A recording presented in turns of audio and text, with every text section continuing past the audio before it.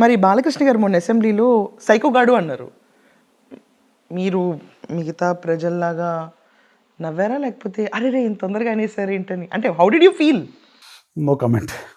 దాని మీద ఏముంటుందండి అంటే అంటే ఆయన ఆయన ఆయన బాలయ్య బాబు మాట్లాడిన దాన్ని ఎవరిని ఉద్దేశించి మాట్లాడాడు, ఏం మాట్లాడారు అనేది బాలయ్య బాబుని మీరు అడగాలి.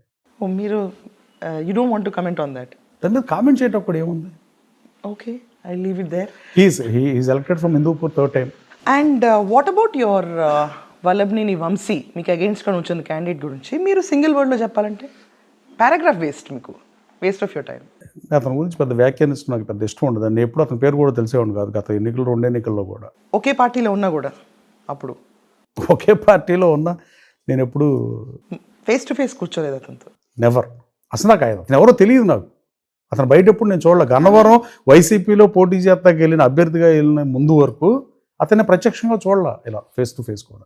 ఓహో, మిమ్మల్ని కనీసం వైసీపీ అన్న మచ్చ అంటించిన కొడాలి వెంకటేశ్వరరావు గురించి ఒక వర్డ్ అనాలంటే? విశ్వాసఘాతకుడు అనొచ్చు.